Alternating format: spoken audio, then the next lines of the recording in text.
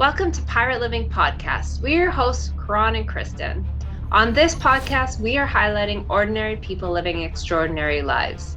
These are pirates who take small, bold actions daily to create social change. Pirate life is all about rebelling and breaking the rules for good. Creating lasting social change starts by first breaking our inner rules. After all, the hardest rules to break are your own. The pirates we highlight have dedicated themselves to creating good trouble. Today we are talking with Anna Rossitter. Anna serves free thinkers who want to distance themselves from the harm of social conditioning and take responsibility for themselves, their actions, and their choices. Anna is blazing her own path through the seas of life, taking command of her own ship and keeping her loved ones safe. She is disrupting industries to uncover the lies they tell society, and she is being a guide for others to follow their inner compass and live a life of pain-free abundance. And Anna, thank you for talking with us today. My pleasure. Thank you for having me. You've been leading your pirate charge against industries, and you're helping others start their own pirate lives. Yet you first had to overcome your own obstacles to begin your own pirate journey. So we'd love for you to tell us the tale of how you got started, which led you to where you are today. Well, interestingly, it's kind of a two-part story. My pirate journey actually began way back when I was in grade 2 in public school. The first time that I asked a question and the teacher said, "Because I said so," I had a problem with that answer. From a very young age, I understood that I was not getting the quality information that I was seeking from those in a position of leadership. And I think my father would say I became a contrarian, to quote him about it. So I never really took the path most traveled. I finished high school at 17. I came from a family of teachers. They wanted me to obviously go to university. I said, I'm going to pass on more education for now.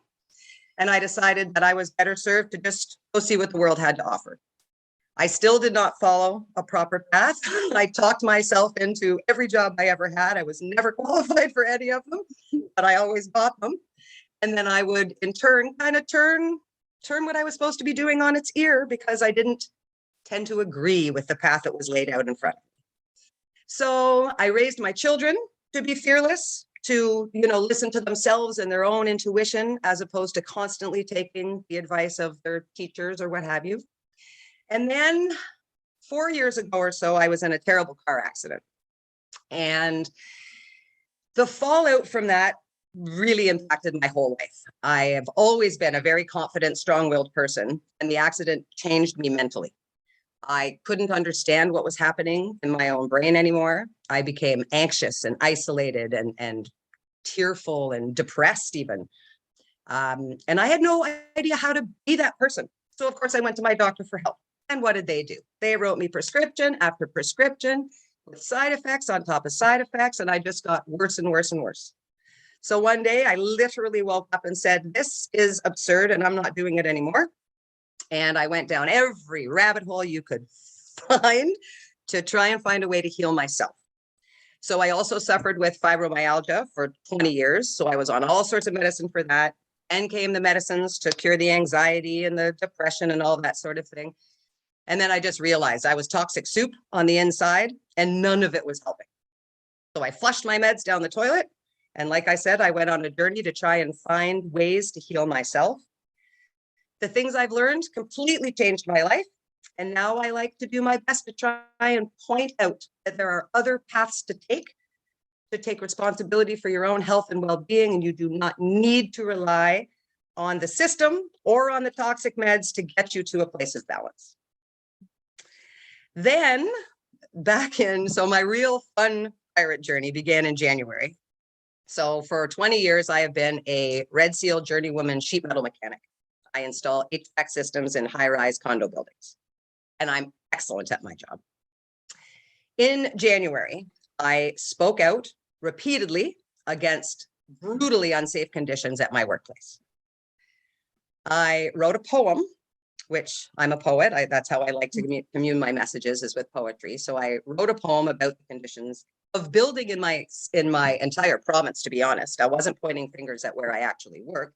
I was trying to point out that the standards of construction in Ontario are negligent at best, and that somebody should start paying attention to it. Well, that little video caused all sorts of trouble, all sorts of trouble, which did affect a lot of really great change because our site got cleaned up in a hurry. And then I was summarily dismissed from my place of work. You know, I'm making too much noise. I am calling too much attention to the problems. Get rid of her. So they did. And my employer did not back me up. My union did not back me up. So I decided to take my message to social media, and I began with a heavy foot to call out industry, all kinds of them, anybody who is lying to the masses and should be brought to bear for the things that they're saying. So this is where I am at now, causing trouble every day, but not trouble, telling truth. But we live in a society that doesn't prefer that, right? In a place where the commodity, or where truth is a rare commodity, you're not enjoyed if you bring that to the table too much. So, but I'm not one to be quiet. It didn't stop me at all.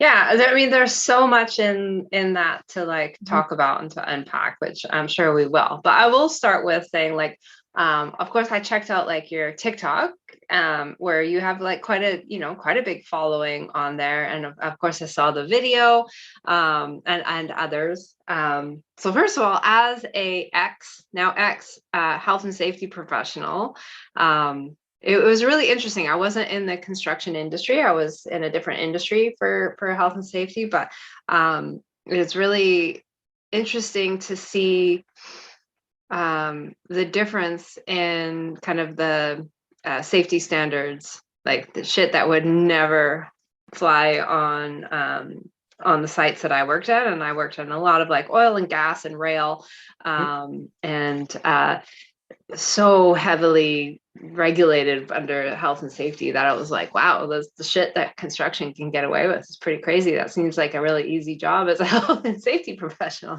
It's outright criminal, in honesty. Where I live, it has reached criminal proportions here. Yeah, even I think you had said on one of the, and this is just total, like, we'll go a little industry rabbit hole before we like dive into all the rest, but I think you had even said on the video that there's no like health and safety meetings.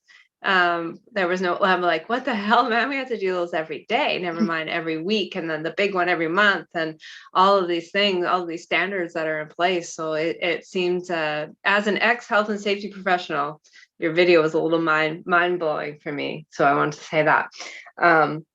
The other thing I just want to ask quickly before we touch on all of the other stuff. I mean, you mentioned that you're a poet, and most of your TikToks are written like in poems, which was really cool. And I was wondering, like, what made you decide to do that for like your social media posts? Well, so in all honesty, I think in rhymes.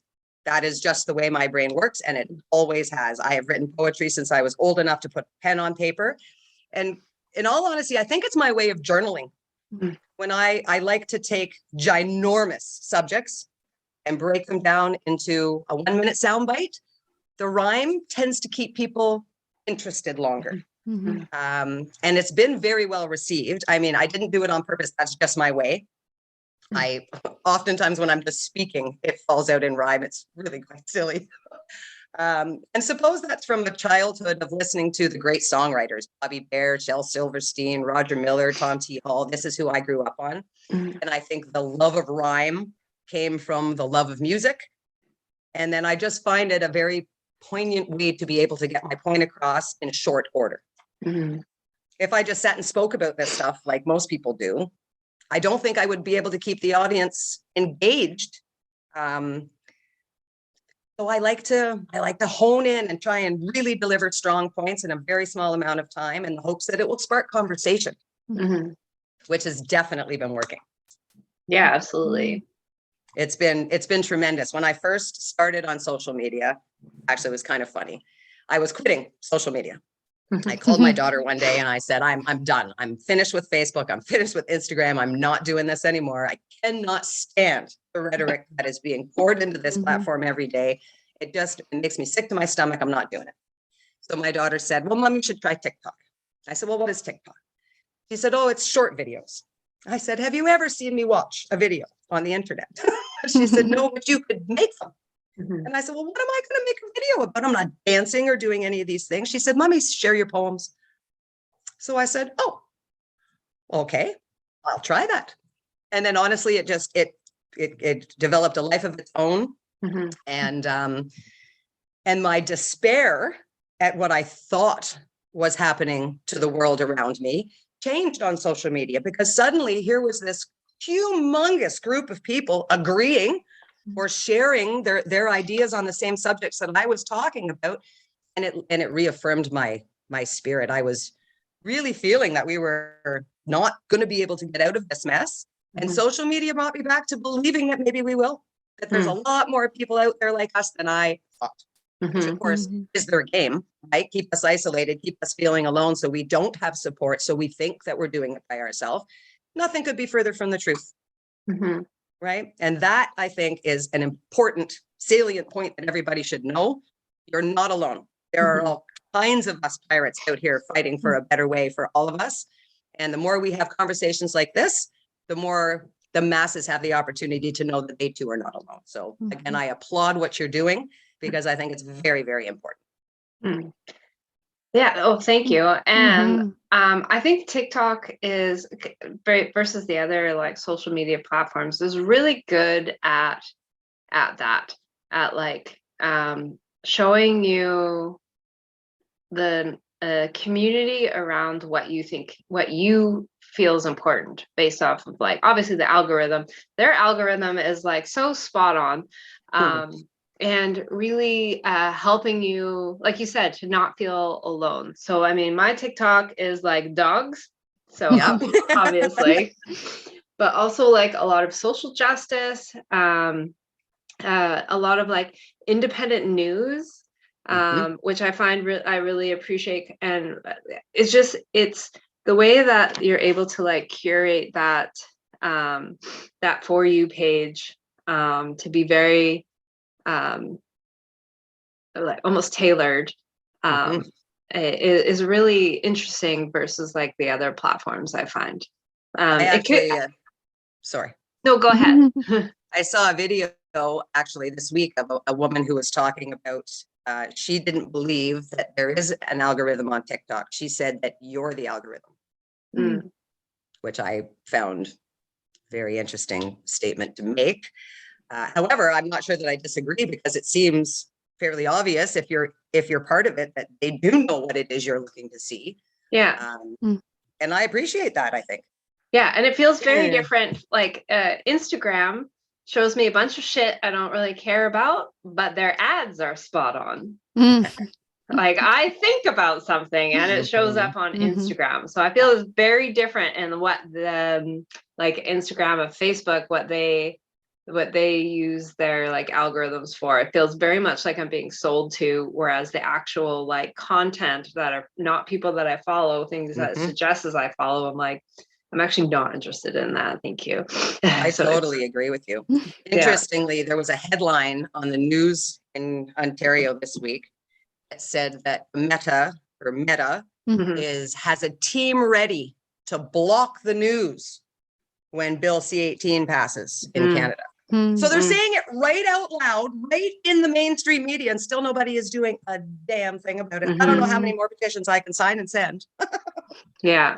I don't know how else, the people like us are supposed to get past some of these atrocities that they are trying to force down our throats. Can you imagine having nothing but government-sponsored media on your newsfeed? Yeah. I mean, that is, I don't even have the right words for what I think about that. Yeah. And not to go down the like social media rabbit hole, but isn't that why like the US is trying to get rid of TikTok? I mean, they try and say it's because like, because Chinese government, like, no, China has your information. Facebook sold it to them. Like, let's get that clear. Like, we all know Meta sold your data a long time ago. But the way that that information is shared on TikTok, which is a very like grassroots form of like getting that information out and not the government sponsored. That's what I'm fully believe that that's what they don't want you to see. I could not agree more. I've written a couple poems about it because it's ridiculous and I don't understand how you can't see this. Yeah. You know, I mean, it's absolutely absurd, but without the censorship, which TikTok doesn't have in comparison to Meta, it can't control the message that we're getting. Yeah. So interestingly, I've been very cautious about putting my poems on Facebook and Instagram because I was quite sure they would just instantly be removed. Right? Maybe not removed, but no one would see them. So the exact opposite has happened, and I'm not sure how or why. Yeah. I kind of keep my fingers crossed because I'm sure that bubble will eventually burst. But I mean, my Instagram has gone, I think, honest to goodness, like 40 days ago, I think I had 129 followers on Instagram. I think today I have 64,000. Oh, wow. Yeah. And it's all just, again, from the poems. Right? But people, they want to talk about this stuff, even if, and I think sometimes people need that one voice to lead the charge, you know, to say, hey, she's talking about it. I want to talk about this too. You know, and so those conversations, it's those little bold actions, like you like to say, that are going to be the tidal wave of change. Yeah. It's when we all band together and recognize, and I don't know how many more times I can say this, but there are more of us than there are of them. Why we sit around, you know, and wait for the other shoe to drop. It's just, I don't, and I will not, because to me it's, well, a line came out during COVID that I say quite often. And I said, it has become very obvious to me that we can live on the same planet, but exist in completely different realities. And that's something to wrap your head around. Like, whoever thought that as humans sharing this planet, there would be such division in the reality of our life. That's a pretty heady thing to talk about. Yeah.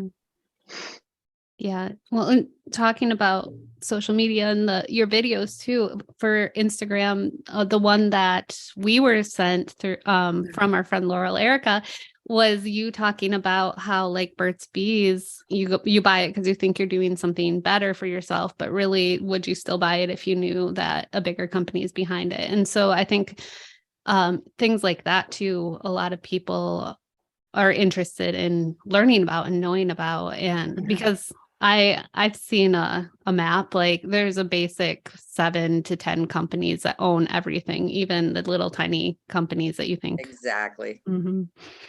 It's funny, I get some people like to push back and say, oh, just because a company got bought out doesn't mean that their product went to shit. I'm like, yes, it freaking does. Do you not understand how business works? Of course it does. When the only thing a business is interested in is the amount of their profit. Please don't try and tell me that they're keeping up with great ingredients and all of the things that made the little company they bought special in the first place, Burt's Bees being a perfect example. And the fallout, when people found out that that's owned by Clorox, people were physically ill. I had messages that you couldn't believe the devastation of the people. And they're like, are you sure? And I'm like, well, sweetie, it's pretty easy to check. You don't have to take it from me. Look it up yourself. Do the Googles. Well, and it's funny too. I encourage people to take another search engine. DuckDuckGo, Safari. Actually, I did a poem on, I think I was sharing a recipe to make homemade dish soap, right? Because I make almost everything in my house. I won't feed the machine, right? I truly believe in voting with my dollars, and I simply will not give my money to a company that hurts its people, hurts the earth, or is trying to hurt me. So once you make that decision, you have to find other ways around all of the things that we normally do. So anyway, I'd shared a recipe about making dish soap. I'd run out of dish soap. I thought I had a spare. I didn't. So I said, I'll make some. And then I thought, I'll show people how easy it is.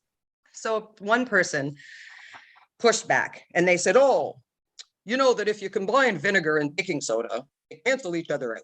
The neat science experiment that children's do.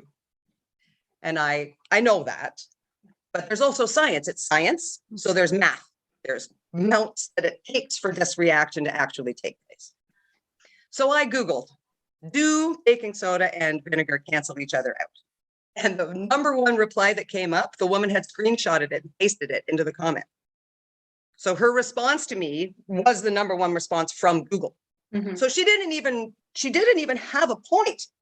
She was just trying to push back for nothing.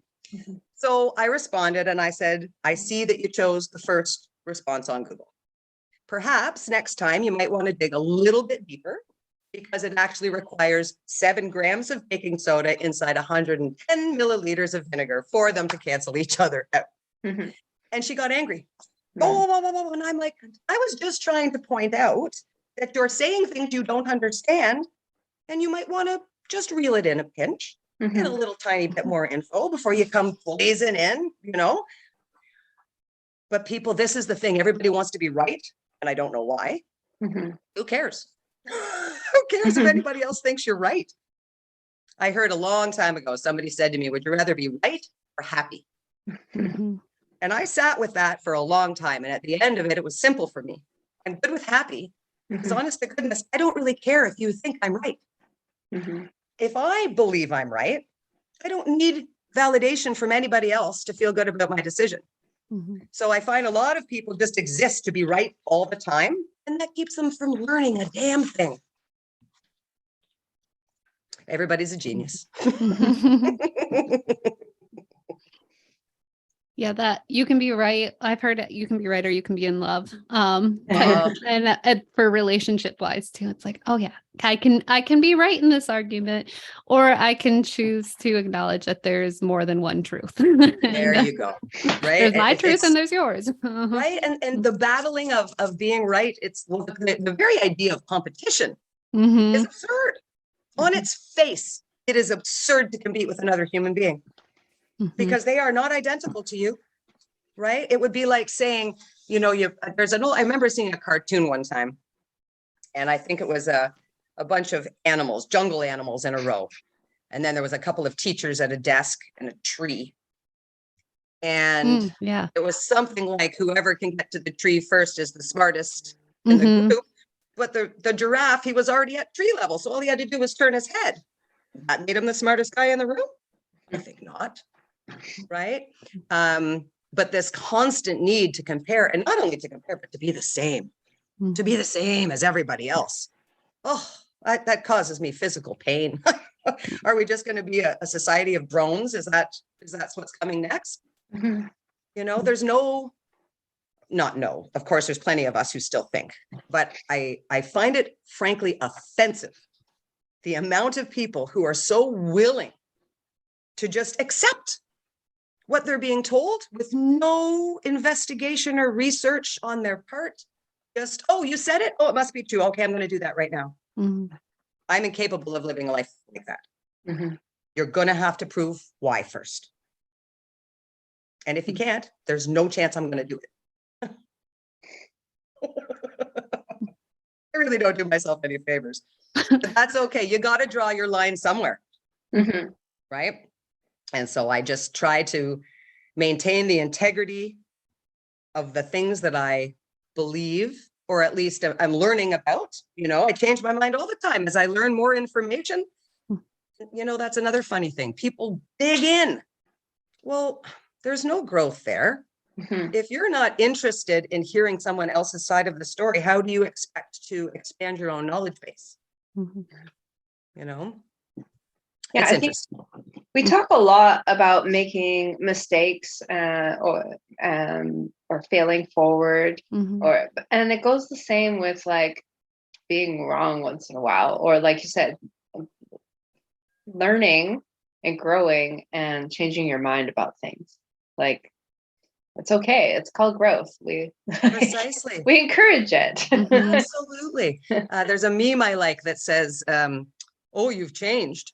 And then the next slide says, yeah, I'm supposed to. Right. And then there's a lot of promise in that idea that I think people, they give up on it before they have a chance to realize just what else could be coming next for them.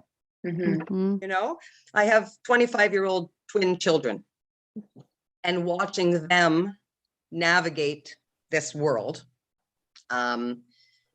from what they're supposed to do and what they're told to do, to what they choose to do, and the authenticity with which they make those choices fills me with pride on a daily basis. And I know a lot of their friends say to them, how can you make it? Like my son, for an example, my son is living in Berlin. He's an adventuresome spirit. He left home literally the day after he graduated from university or from high school with his backpack and his guitar.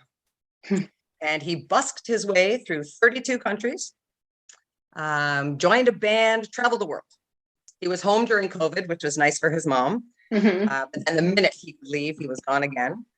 And so he ended up getting a job. He's a musician. So he ended up being hired by a company. He wasn't looking for a job. It fell in his lap. So he took it. And he did it for about a year. And he's been promoted 4 or 5 times. And they say to him each time, oh, well, we're going to promote you, but we're going to need you to work 8 hours. And he says, no, I'm sorry. I have 5 hours available to give you. That's what you can have from me because that is what I am offering. And so they acquiesced, and he only ever worked the 5 hours, did things completely on his own terms. And then he called me a couple of weeks ago. I said, Mom, I got news. And I said, what's that? He says, I'm going to quit my job. And I said, oh, tell me about that. He says, it's sucking the life from my soul and I don't want to do it anymore. He said, I saved 6 months worth of living expenses. I'm good. I'm going back to playing music full time. And I couldn't have been more proud of him. This is the kind of choices everyone should be making for themselves. If it doesn't feel good, don't do it. Right? Well, the fact, and what did you say? It's simple. What did you say? He's 25? Yeah. The fact that he learned that, and it took me until I was like 44, 36 over here. Before I learned that. Yeah. Well, of course, it matters a lot who your support is. I was lucky enough to have a father who questioned everything. I remember, I think the first time he told me about subliminal advertising, I was probably 3. So I've listened to him pick apart the things that we see in front of us my whole entire life. So it's not hard for me to pick up that torch and keep going because I've been looking at it always. Now, when you're a full-blown grown-up and the blinders come off, that's a whole nother experience for people. And it can be beautifully liberating, but can also be absolutely terrifying. People think enlightenment is all rainbows and unicorns, and it is the opposite of that. It is the scorching, burning, tearing down of everything you've ever believed so that you can rebuild it properly. And some people don't have the stomach for that. Yeah. I mean, we talk a lot. Yeah, we talk a lot about the fact that like Chris and I have left our day job, our corporate jobs, and pursuing, the things that we want to do. And I don't think we've ever sugarcoated it that it's fucking hard. I cried writing my letter of resignation. I was like, I had to have a coaching call just to get to the point where I was like, I'm writing this letter. And then I cried writing the letter. And then I still took multiple days to hand it to my boss. And even though she was fully supportive of me making my own choice. So, yeah. Well, when we've been told since birth, this is how you do it if you want to be successful. This is the path you follow. You do your 40 hours a week. You do it for 40 years. You get your gold watch. You get your little pension, blah, blah, blah. That is what we've all been told forever.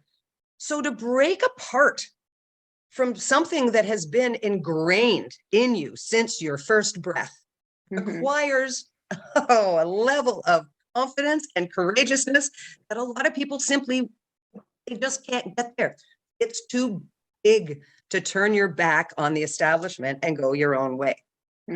So kudos to you, because I think it's a beautifully liberating choice. And I think more people are making it by the day, right? As they see I like to say, pulling back the curtains of our fear-based world so that you can see what's on the other side, right? And there's a little more light shone on that truth every day. Yeah.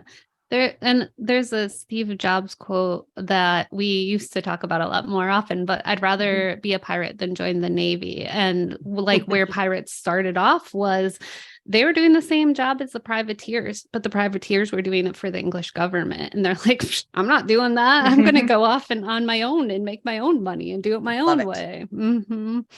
So yeah, being being more pirate, being a pirate in general, is like taking that charge and saying, I want to break free of the corporate world. I want to find out my own path and what rings true to me.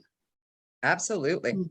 My father always used to say, be an engine, not a caboose. Same basic concept, though, of being a pirate, right? Either lead the charge or be part of the followers. I've never been good at the following. I've tried. I even tried again recently as an adult. I tried to join a networking group. I couldn't do it. I couldn't do it. Following someone else's idea of how I should behave or show up, I can only follow my own. I can't be, I really struggle with it. Even the times when I'm supposed to join, I'm just no good at joining. And maybe it's because I feel, I don't know. I think I do have natural leader instincts. I always have. So maybe that is part of why I find it hard to be following. You know what? I could probably follow great if what you were saying was on board all the time, but how can that be? Which is why you shouldn't follow anybody but yourself, right? Because how much of myself do I have to give up to tune into your message and get on board with your train so that I don't say the wrong thing? I just can't. I am not good at it. I say the wrong thing all the time, and I'm super happy to do it. I change my mind constantly. Like I probably 1 year ago, if I were to go back and listen to the things where I was like so sure on, I now would look at it and be like, saying, I don't even agree with myself from a year ago.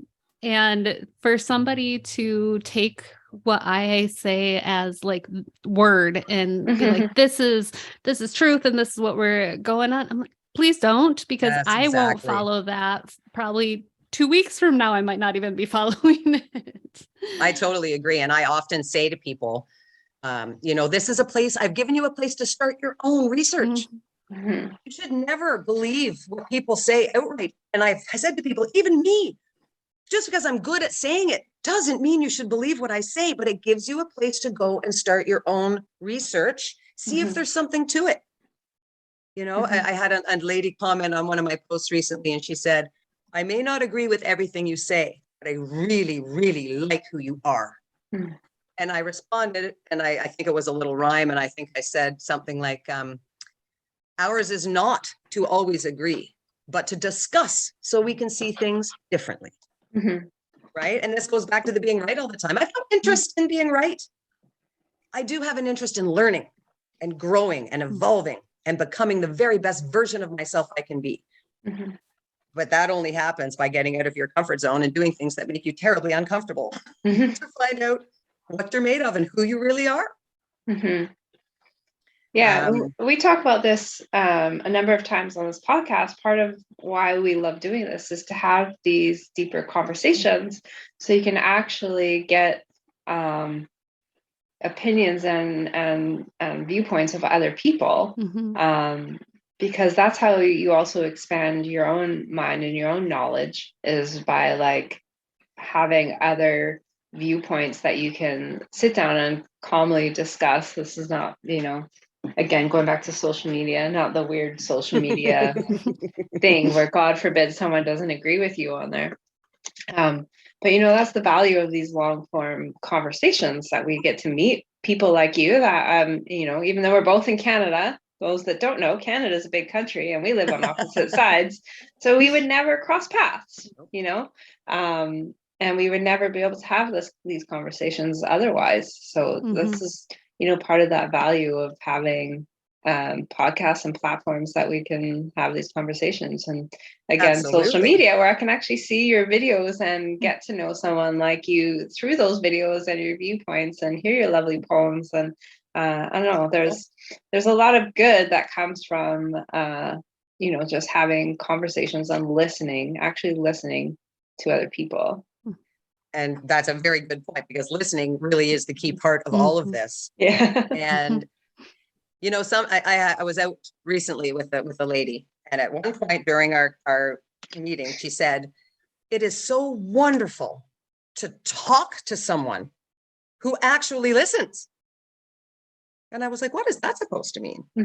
And she said, oh, when people talk to me these days, they're talking at me, or they're waiting to respond. They listen to respond. They're not hearing the conversation. They twig on the first sentence, and then they're busy formulating their response, and they've lost paying attention to anything else that you were saying. Well, that's not conversation, right? And I said to her, I said, perhaps that's why it's called the art of conversation, because it isn't easy necessarily. If you're all about being in charge and having the floor, well, that's not a good conversationalist, because you never give the other person the time to get a word in edgewise. And it's not a conversation if only one person's doing all the talking. Yeah, it's a monologue. And I think the world has enough of monologuing. We do, for sure. As somebody who's been quiet in much of my life and listening to other people, yes. But people used to ask me too, like why I didn't talk much, and it's like, you don't even stop long enough for me to say what I wanted to say. Like, I had something I could have inputted, but you kept talking, and that went by 10 minutes ago. So yes, as somebody who's spent many years listening and less time talking, like it's better to be in a conversation where people actually pause or let you have, like, say something instead of continuing to talk and be like, nope, got to keep going because then I'm right. It's funny, we've had some episodes that we kind of joke about where, with two guests in particular, where it was an hour and a half of them just them talking, which is fine. And, obviously we're here to amplify other people's voices and get their stories told, but we kind of joke about the fact that it was just an hour and a half of them, and I don't think we were even on those podcasts. Oh my goodness. It's fine. Yeah. Takes all kinds of kinds, right? Love it. So what is the work that you're doing now? Well, that's a big question. So many things have been falling in front of me since I lost my job in January. So I haven't really picked my thing yet.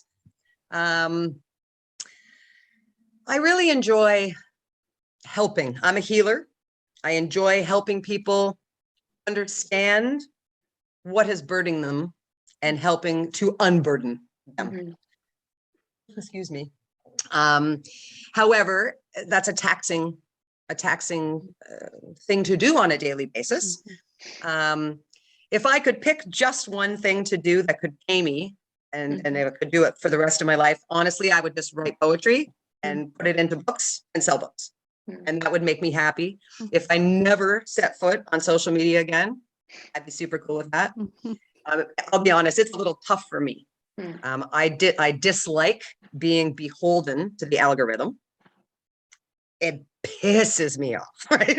Not allowed to take a day because I'll get bumped to the bottom of the food chain, right? I can't live like that because it goes against my sensibilities.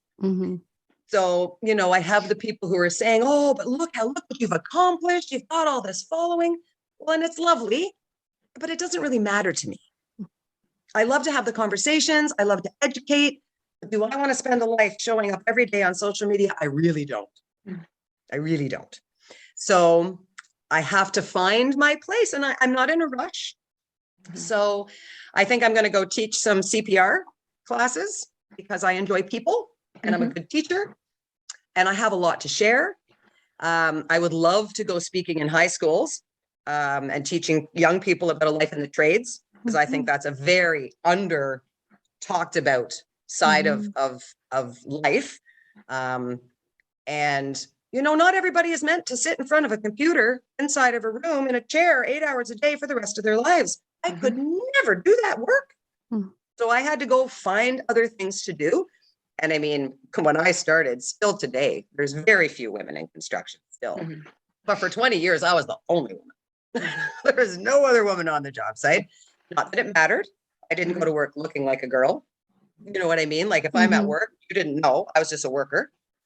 So I love the idea of bringing, especially young women, into the trades. However, my experience with what we're expected to do, my experience with the lack of support from my union makes me wonder if it's disingenuous of me to stand up and say, come and work in the trades. Life is great here, because it's not what it used to be. You know, the protection of the union, it doesn't exist. They didn't help me at all. What do I pay you for? What did you do for me? You didn't do anything. You took me for a 2.5-hour meeting and said, well, I feel like you really took us to school here, Anna. Give me a break. Are you pretending you didn't know any of this stuff? How am I supposed to believe any of that? So there's lots of things I would like to do. Eventually, I have to make money, right? So thankfully, that's not my end all be all reason for existence. So it does take a back seat to, I would rather be happy. I have enough, right? And again, my husband and I are fortunate. We're the same. We're not stuff people. We're people who like to be happy. So we spend our money on our yard because we spend our life in our yard. You know, I have a small television. I have an old phone. I don't care about that sort of thing. So yes, I need money, but I don't need a lot in comparison to my old life. You know, like when my husband and I both worked full time, when I lost my job to my accident, we went from $500,000 or $250,000 a year to only $125,000 a year. Well, some people could not exist at that level of loss. I found a way to adjust. Now, the thought of working for the sole point of money is, I can't even fathom it, to be totally honest. I will do whatever I have to do, but it will be what I enjoy, or I won't do it. But I recognize it's not necessarily, you know, the responsible path to be taken, but I just believe there's 100 ways to skin the cat, so to speak, right? And it's funny too, I actually got offered. So one of my poems was caught by some politicians in the city where I live in. And I had 2 politicians reached out and asked me to go out for coffee. I was after that construction video. And so I did. And they asked me if I would consider running for mayor of Oakville. And I said 2 things. I said, first of all, you do not know me well enough to be asking me that question. Do your homework. That was foolish. Second of all, I said, there's no possible way that I would ever do that job. And they were like, oh, why? You'd be so great at it. And I said, oh, but there's one big problem with being mayor. And they said, what's that? And I said, I don't work evenings and weekends. They got angry. Oh, and I said, no, I'm very serious. I have never worked an 8-hour day in my life. I'm not about to start working 10s and 12s because more things matter to me than that. Right. And they thought I was just, oh, how could you pass up such an opportunity? I was like, well, perhaps to you, it's an opportunity. To me, it sounds more like a burden. Right. I said, I would love to find me a candidate that I can back up and I'll help you change the face of politics in Oakville in 3 years. No problem. But I don't want to be the mayor because I have a life that I enjoy. And I wouldn't be able to enjoy it if I took that job. Yeah. Right. So people think I'm crazy, like straight up. It's really quite amusing. How can you pass that up? It's such an amazing opportunity. Like, but more will come. More opportunities will come. I'm not afraid, which I think is a special feeling in this world. If you can genuinely say that you're not fearful of tomorrow or whatever, right? I have faith. I have faith in something far bigger than the silly people who are trying to commandeer our sanity down here on earth. Well, it's also important to like know your values and know your boundaries, right? And that just sounds like you know those things about yourself, and that even though it is an opportunity, was not in alignment with your values and the boundaries that you've set for your work and life. So I mean, I think you know, we've talked about like values and stuff on this podcast before, but like I don't necessarily think that many people have sat down and really considered what their values are. for their life, and like actually written them down, and or to use, the more pirate lingo, have their pirate code, right? And you want to live by, you write this pirate code, and it doesn't mean that it's not dynamic and that things won't change, but it helps you to make those decisions when you already have your pirate code and your values and those boundaries written and understood. Because if you're unclear on those things, then that's, I find, often when you take roles or so-called opportunities that are not in alignment with you. Like, I would agree 100%. Everybody, that's your homework. Sit down. You're going to write down your values. Think about what those are. Write your pirate code. We have a guidebook. We have a PDF guidebook. Yeah. I'm definitely going to read that. Yeah. And figure your shit out. And then you'll stop, hopefully, taking on things that aren't in alignment. So I've been dabbling in affiliate marketing as I've, trying to do stuff since I lost my job. And which is an interesting journey for me because I don't sell and I won't sell. And I've been offered more money than you could imagine to sell stuff for people. And I just always say no, because the only thing I'm truly confident in selling is myself. And the world has enough salespeople. I'm not interested. But the affiliate marketing side, that's sharing, right? If I use a product and I like it, I can share about it. And I feel a little more comfortable with that. But I turn down 10 times more offers than I accept.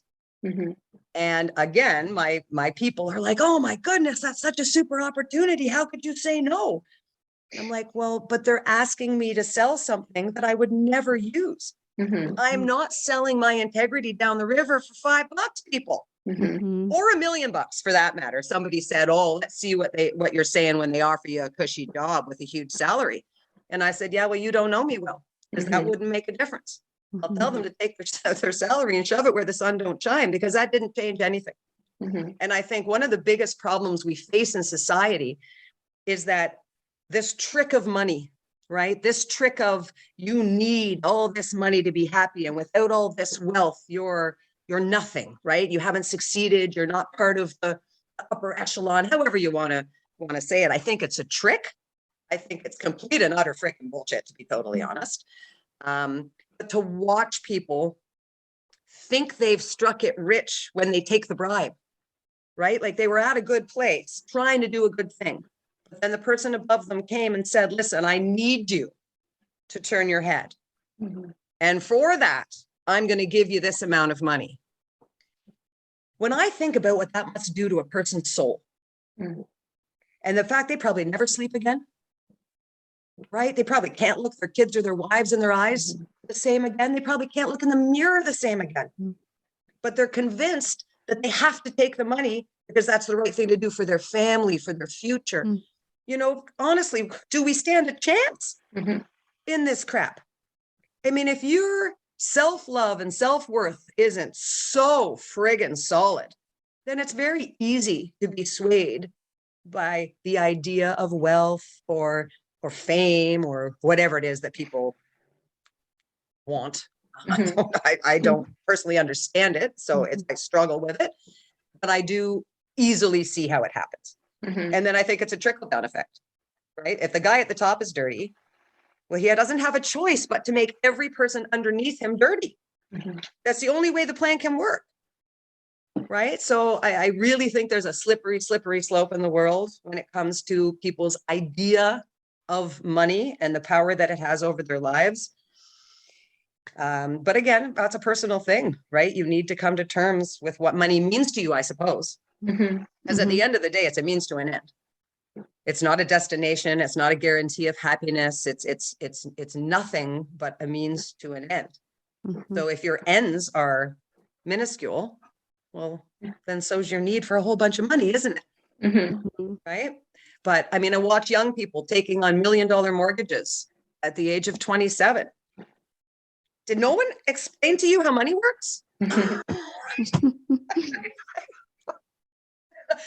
And so that just makes me think of, our education system makes me upset.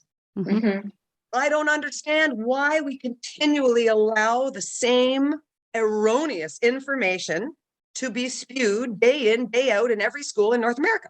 Mm-hmm. Why are we doing this to our kids? I truly don't get it. Where are the parents? Where are the parents standing up and saying, I will not subject my child to whatever this is? Mm-hmm. I've said to my own kids, I'm like, your children will never, ever set foot in a public school. I will homeschool them myself if that's what it comes down to.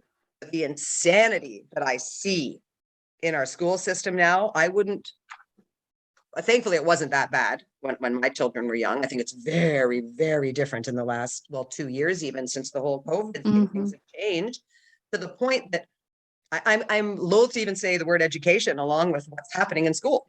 Mm. You're not getting an education.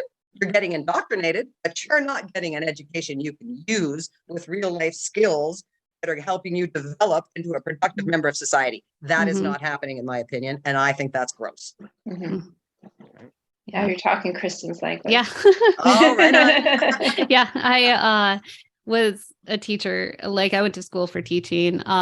Didn't actually end up teaching in school. I substitute taught for a few years, and I was a tutor with a company for a few years, and I worked in childcare, and then I quit. And so now, now I'm working. I finally came up with an adult way of saying I'm babysitting, which is I'm doing individual childcare for families. But, but yeah, like what along with values, what I've learned along the way is my energy, if I'm working individually with these families, is limited to how many hours I can provide a week and be at my best. But also, I will only work with families that are of the mindset that their child knows things about themselves and they treat kids like they're humans. So if I come into a house and they want me to show up a certain way and act a certain way that goes against what I know of child development or goes against even what's best for the child themselves, it's not where I want to be, because like I've watched children have their personalities blossoming at a year old. And even when I was working in childcare, as like these 1-year-olds, when you allow them to be 1-year-olds and like fully explore the world around them and allow them independence while guided adult being there as well, they blossom and they flourish in the world, versus being like, this is what you have to do. And I'm going to treat you like a baby. You don't know anything. I'm going to do everything for you. So yeah, being able to watch, and listen to kids as it's like, oh, you're human. I'm going to treat you like a human. I'm going to listen to you. I'm going to see what you can teach me. It's such a better world, in my opinion, to be in. And I work with a 3-year-old who is hilarious. He's cracking me up daily. You know, there's a reason. I think it was Laurel talked about the reason why they say out of the mouths of babes, right? It's because they have an inherent understanding of things that hasn't been stolen from them by society yet. So the things that they articulate are so close to the truth, but no one listens. Because they're just a child and they don't know what they're talking about. And, you know, that's a crime in and of itself, too. I think one of the grossest things we do as a society is to steal a child's spark by forcing them to sit in a friggin' chair in an artificially lit room with closed windows and rhetoric poured down their throats from the age of 4. I mean, it's just gross. What are we doing to our kids? It makes me very sad. But the unlearning, and I hear that word coming out, you know, in a lot of like homeschooling groups and people who are talking about this very thing, right? That they recognize they don't want their children to be part of this establishment anymore. And so I think that we're going to see, as the future comes, more and more. Emergency alert. Oh dear. Yeah, I'm not sure what that was, but gross. Sorry, something happened. Something happened in Ontario and it's emergency. Hopefully nothing bad. I apologize for that. No, all good. But yeah, so the other thing that I think is literally just a travesty is the way that we treat children who have, the labels they use. So we got your ADD, your ADHD, autism spectrum, all of it. I think there's a very enormous disconnect between what we do and what should be being done with these kids. Why do we try so hard? Why can't we try and understand them? Why can't we meet them where they are?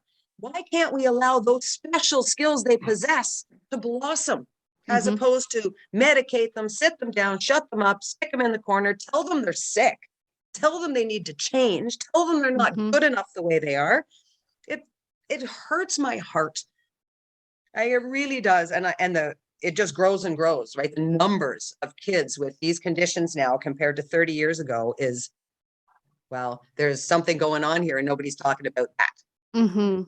Right? How did we get to this place? Yeah. This is an important conversation and people don't want to have it because then they have to take responsibility for the part they played. And that's a topic I could go down because I've seen a few different sides to it, but like I've seen parents getting their kids diagnosed so that they can benefit from it.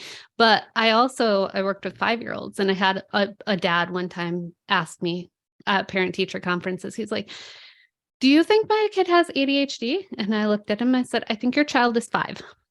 He's like, "Oh, I'm concerned because I was diagnosed with ADHD." And I was like, "Well, first of all, like, I'm teaching your kid kindergarten level skills before he's in kindergarten. So I also want you to keep in mind if he goes into kindergarten and they're saying he's antsy, he's moving around, because number one, you have a smart kid. And number two, I'm teaching the smart kid materials he's going to learn next year. I want you to question the teacher. I don't want you to just go with he has ADHD. I want you to start asking questions like, is he bored? Or are there other things we can do for him?"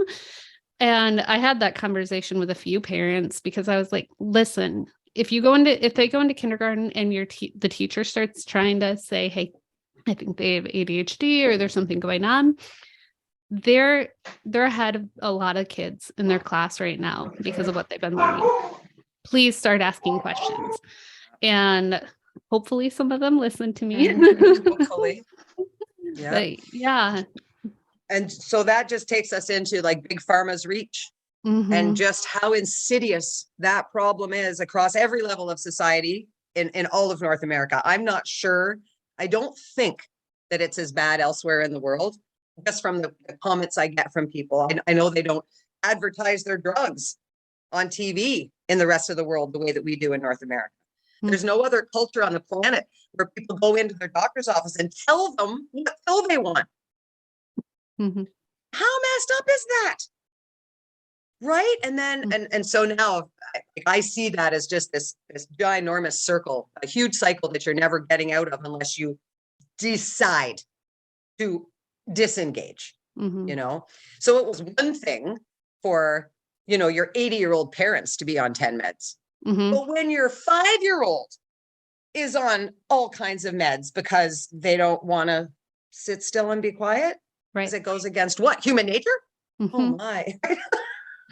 There's just so many problems inside of that stuff, Yeah. I've started marking, like if I'm on Facebook and I see a pharmaceutical ad, I've started marking it as lies. Like, nice.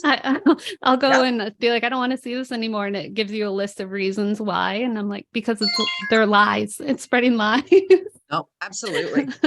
I can share a quick story if you'd like about that. So I work with microcurrent therapy. So I help people. I do facials. I do wound healing, scar healing, all sorts of different things with this machine because it's energy work, right? And I believe in that sort of thing. So anyway, I had a client come to me and she said, she was having a terrible allergic reaction in her eyes. And she said, "I can't drive my car. I can't see. Could you come to my house and help me?" So I said, "Sure."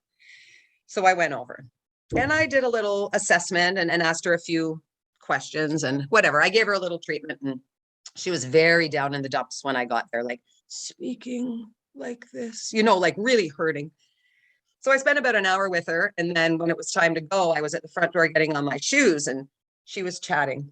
And I said, "I don't know whether or not you've noticed, but you are a completely different person than you were when I walked in this door." And she went to say something and her husband was in the back and he said, "Oh, I noticed. Can you keep helping my wife?" right? I was like, well, of course. So she came the next week and we went through a big assessment. And I said, so she's been diagnosed as being allergic and she's been taking an allergy medicine every day for 15 years. Okay. I do an assessment and I said, I would like you to go back to your doctor and get an allergy test. I said, have you ever been tested for allergies? She said, no. I said, I'd like you to go and get an allergy test because I'm pretty sure you're not allergic to a thing. She said, oh, but I've been taking this medicine every day for 15 years. I have to be allergic to something. And I said, well, let's find out. So she went to the doctor and she came back a week later and she said, you're not going to believe this, but I'm not allergic to a thing. And I said, no, I know that. And so now I'd like you to think about the damage that that pill has been doing to your system for 15 years while you pollute your body with something that it didn't need. So then I said, let's get to the root. We got to find out what is causing this reaction that everybody thinks is allergies is coming from somewhere. Let's get to the root of the problem. The long and short, this poor woman was only going to the bathroom 3 times a week. So all of that backup in her system, the toxicity of not getting rid of your waste, fooled the doctors, right? They were going to send her for surgery to remove the discoloration from her skin. I have fixed her in a week. There was nothing wrong with her that a good bowel movement wasn't going to fix. And this to me is the terrible, terrible state of medicine and wellness. If they don't care what's actually wrong with you, they're glorified drug dealers as far as I'm concerned. I have very little use anymore for, I mean, I don't mean to be unkind to the medical profession, because of course they serve a purpose. Specialists, surgeons, yes, we need those. But I'm not entirely sure that just, drugging people up over the telephone without even looking in their eyes is any good for anybody. Mm-hmm. That's funny. As a nutrition coach, the amount of people, which is probably like 95%, that one of the first things we do is increase the fiber so they poop more. Like, you got to do it every day. And the people that don't know that, like, where was health class? So your education really worked for you, didn't it? Mm-hmm. Right? Like if we're grown-ups and we're not aware of our body systems, how did that happen? Mm-hmm. But you educated me. Thank you. Because I use my algebra and my trigonometry every damn day of my life. I calculate when I'm going to go to the bathroom. Exactly. So where can our listeners go to find out more about you and what you're up to and hear your poems? Words are hard. My handle across all social media is Answers with Anna. So that if you type that into any search engine, you'll get my Facebook, my Instagram, my TikTok. My website is called annasenergy.com. And that's where I run my natural wellness consulting business. Again, I lead a charge to get people off their meds. I will help you find natural ways to fix what is wrong with you. Let's get to the root of the problem. Let's find natural ways to get you feeling like yourself so we can get you off this horrible cycle of pills, pain, depression, side effects. We know that it's a really slippery slope. So annasenergy.com is my website, and Answers with Anna is my, I have my own hashtag on TikTok. It's Answers with Anna. And I think it has like something absurd, like 3.4 million views on my hashtag, which I find just honestly hilarious. I really do. But having answers, there's a world full of people who have questions. And I'm not afraid. I wrote a poem the other day that said, I'm not afraid to be the Grinch and say the things that make people cringe. Because if you're not, or if you can't discuss the truth, then you have no say in what happens to you. Right? So I encourage people to ask me the questions they're afraid to ask elsewhere, right? Or they're afraid they'll sound silly, or their doctor will laugh, or their husband will laugh, or whatever. I'll take your question. I might not have the answer, but certainly we can start a discussion. Certainly I can try and point you in the right direction to go find out for yourself. Someone said to me the other day, I don't understand why you're giving all this stuff away for free. You should be charging money for all of this information. You give everything away for free. And I said, well, that's true. But from where I stand, I'm trying to teach the world to fish. Right? That's how I look at my mission. I'm just trying to teach the world to fish. If I do it for you, Nothing changed. If I can teach you how to do it for yourself, everything changes. Right? So that's my little mission. And what advice do you have for our listeners to start their own pirate journey?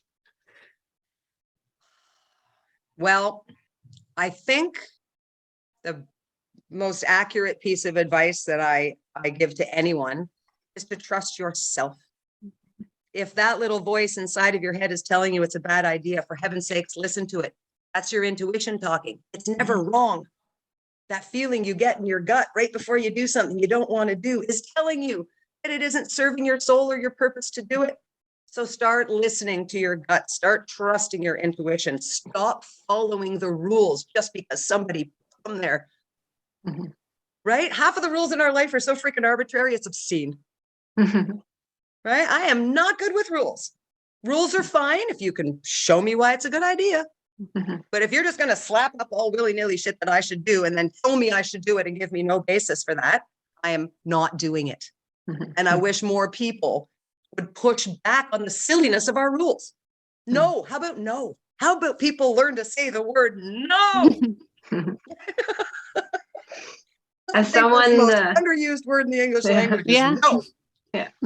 As someone that listens to a lot of true crime, I agree. Follow your intuition. Right? It's a good plan across all parts of life. Yes. I also like the saying, learn the rules so you can break the rules. So beautiful. Beautiful. Or invent your own. I'm perfectly good with inventing my own rules too, or changing them by the day. Right? I mean, they could make arbitrary. Why can't I? Right? Give as good as you get, I say. Awesome. Well, this has been really great having a conversation with you. And we always, thank you for joining us on the podcast today. With my absolute pleasure. Thank you so much for inviting me. I had a wonderful time.